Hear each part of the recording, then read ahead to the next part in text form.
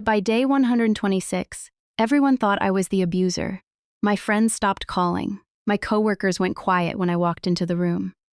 My family started asking if I was safe to be around. Even my therapist looked at me like she had already heard the other side. And the person who created all of it. She was calm, concerned, believable. She told everyone she was afraid of me. For 500 days, I tried to prove I wasn't the monster she described. But every time I defended myself, I somehow looked more guilty. I didn't know the word for it back then. DARVO Dini. Attack. Reverse victim and offender. This is how it started. This is how it spread. And this is how I almost lost my own mind trying to prove the truth. Hey, it's the behavior code. If you've ever had your entire world flipped upside down, where suddenly you're the villain in your own story. I'm talking directly to you. Maybe you tried to explain what really happened, but people looked at you like you were unstable.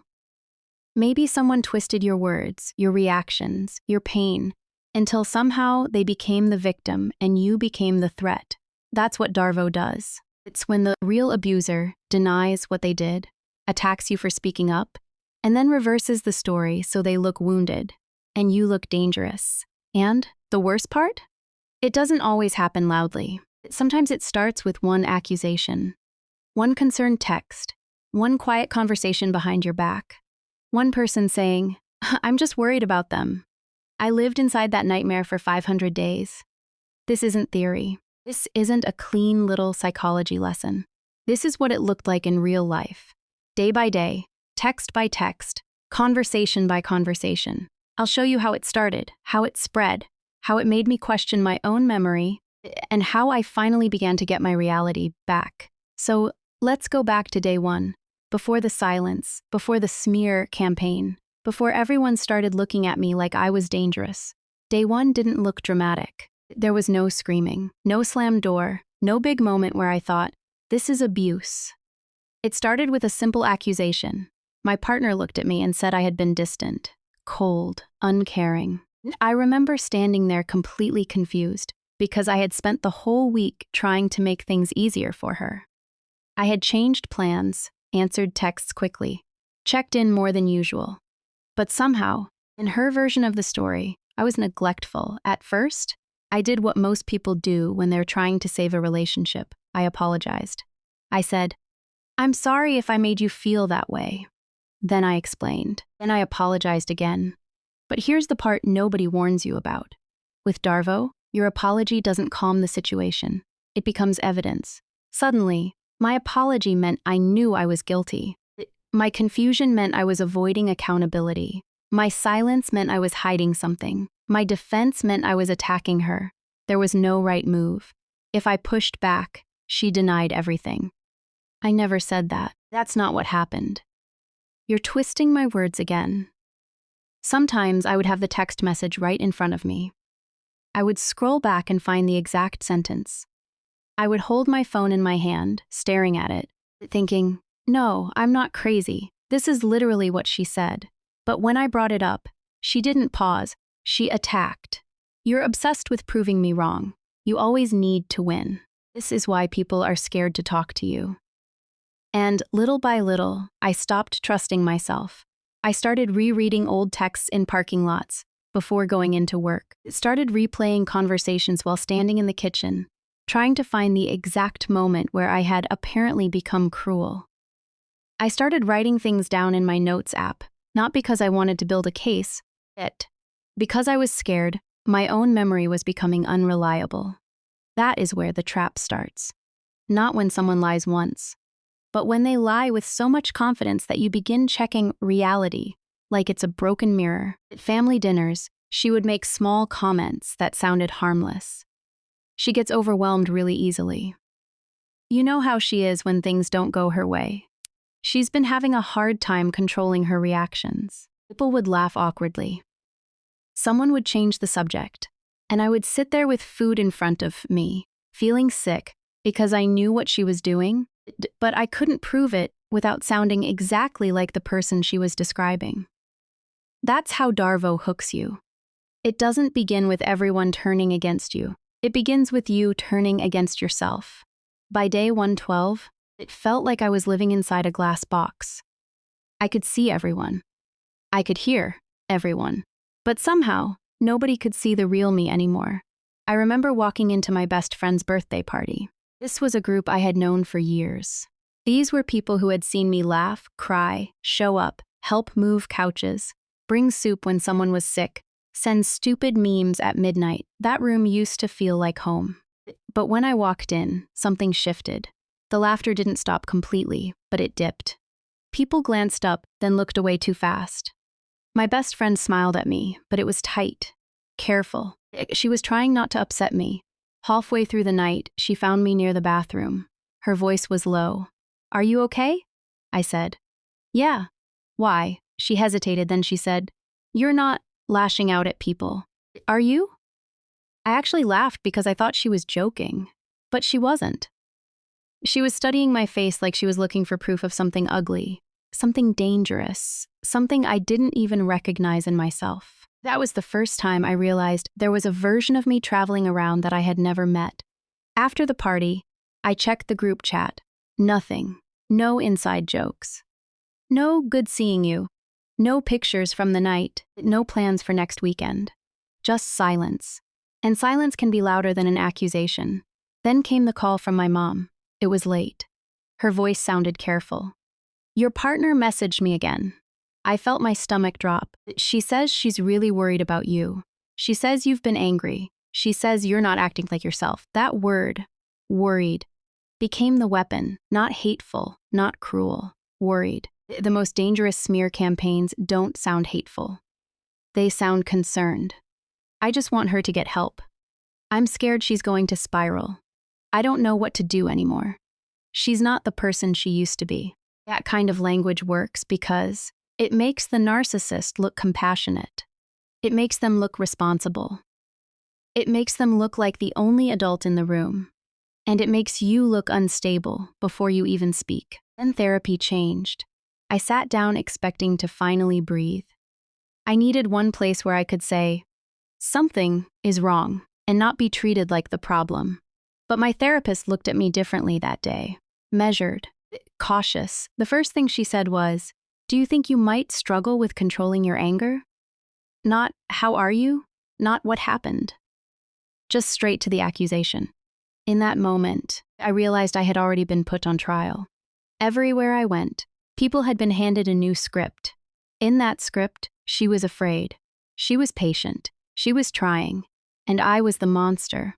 But I never got to read the script. I only saw the reactions, the subtle step back, the careful voice, the invitations that stopped coming, the people who used to hug me but now watched me like I might explode.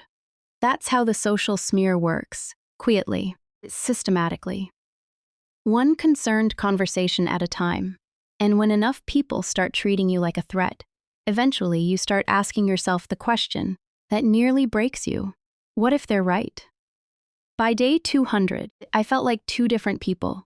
On the outside, I was still functioning. I went to work. I answered emails.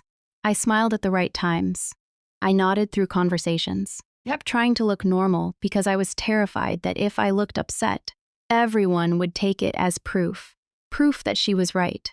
Proof that I was unstable. Proof that I was the problem. But inside, I was falling apart. I questioned everything, every memory, every instinct, every reaction. I would replay conversations over and over until the words stopped sounding real. Did I raise my voice? Did I say it that way? Was I cold? Was I cruel? Did I forget something? Am I actually the person she says I am? That is one of the cruelest parts of DARVO. It doesn't just make other people doubt you. It makes you doubt you. I remember one night at 3 a.m., sitting in bed with my phone brightness turned all the way down, scrolling through old messages, like I was searching for evidence at a crime scene. I read the same text thread again and again. Then I checked screenshots. Then I checked the notes I had written after a fight. Then I listened to a voice memo I had recorded, just to remind myself what actually happened. And after all of that, I still thought, what if I'm missing something? When you start collecting proof, just to believe your own memory, something is wrong. That's not normal relationship conflict. That's not just bad communication. That is psychological exhaustion. Every time I tried to defend myself, she escalated. If I said, "That's not what happened," she cried. If I stayed calm, she said I was cold. If I got emotional, she said I was abusive. If I walked away, she said I was abandoning her. If I stayed, she said I was intimidating her. There was no version of me that was allowed to be innocent. And the more I tried to explain, the worse I looked. Because to everyone else, she seemed composed. She had already told the story first. She had already framed my reactions. So when I finally broke down, all they saw was the ending. They didn't see what came before it. They didn't see the nights I didn't sleep. They didn't see me shaking in my car before walking into work. They didn't see me deleting and rewriting texts because I was afraid one wrong word would be used against me. They didn't see me becoming smaller and smaller, hoping that if I became calm enough, careful enough, perfect enough, the accusations would stop. But they didn't stop, because DARVO doesn't need the truth. It only needs an audience.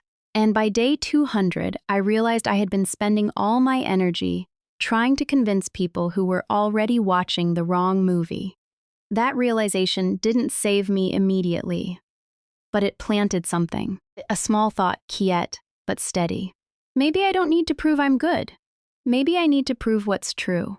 Around day 340, something finally changed. Not because I became fearless. I didn't. Not because everyone suddenly believed me. They didn't. And not because she admitted what she had done. She never did. The change was smaller than that. It was a quiet, exhausted decision. I stopped trying to prove I was good. I started proving what was true. I bought a cheap notebook. Nothing dramatic. Just a plain notebook from the store. And I made a rule for myself. Facts only, not. I felt attacked. Not she was cruel. Not everyone is against me. Just what happened. Time. Exact words. What she said. What I said back. Who was there. What changed afterward. If she said, "You're the crazy one," I wrote it down. If I replied, "I don't want to fight," I wrote that down too. If she sent a text accusing me of something that didn't happen, I saved it. If there was a voicemail, I kept it. If something got damaged, if plans changed suddenly, if someone claimed I had said something I knew I never said, I documented it. Not to obsess, not to punish, but to anchor myself. Because gaslighting makes your memory feel like sand. You try to hold on to what happened, it slips through your fingers. Facts gave me something solid. I created a folder on my phone called Facts, Screenshots, Notes, Dates, Voice Memos, anything that helped me separate reality from the fog. And I stopped responding to bait. That was one of the hardest parts. When she texted, "You always overreact." I wanted to defend myself. I wanted to send paragraphs. I wanted to explain the whole history, every detail, every contradiction. But I had learned something by then. Some people don't ask questions because they want answers. They ask questions to pull you into a reaction. So I kept it short. I'm not going to argue. That's not accurate. I remember it differently. I'll discuss this when we can stay respectful. Then I wrote down what happened. If you're in this right now, pause here. Start your own timeline. Use a notebook. Use your notes app. Use whatever you have. Write down one concrete thing that happened this week. Not how they made you feel, even though your feelings matter. Write what happened. Because when the fog rolls in again, it will, your written facts can become the rope you use to pull yourself back. The second shift was finding a therapist who had no connection to her, my family, or the story she had already told. In the first session, it brought my notebook, my screenshots, my timeline. I expected doubt. I expected that careful look again. But this therapist listened, really listened. Then she said something I still remember. "This is not okay. You are not crazy for reacting to it." I didn't cry because everything was fixed. Nothing was fixed yet. I cried because, for the first time in months, someone looked at the whole pattern instead of judging me by my final reaction. That was the beginning of getting my voice back, not by shouting louder, but by standing on something real. By day 476, I left. I moved out, stopped answering her emails. I changed passwords. I set my social media accounts to private. I stopped explaining myself to people who had already decided who I was. And I wish I could tell you it felt like freedom right away. It didn't. At first, it felt like free fall. The apartment was quiet, but not peaceful. My phone wasn't lighting up with accusations anymore, but my body still expected it. I would hear a notification and feel my chest tighten before I even looked. I missed her sometimes. That's hard to admit. I missed the good moments. Or maybe I missed who I thought she was. I missed the version of the relationship I kept trying to get back to. There were nights I almost replied. There were mornings I wanted closure so badly that I nearly reopened the door just to ask, "Why did you do this to me?" But closure from someone who benefits from your confusion is usually just another trap. So I didn't go back. Not perfectly, not easily, but I kept choosing distance. The strangest part of healing was realizing that peace felt uncomfortable at first. I didn't know what to do with a quiet morning.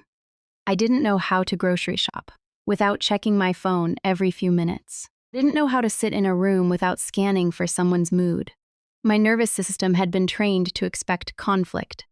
So calm didn't feel safe at first. It felt suspicious. Rebuilding was slow. Not movie scene slow. Real life slow.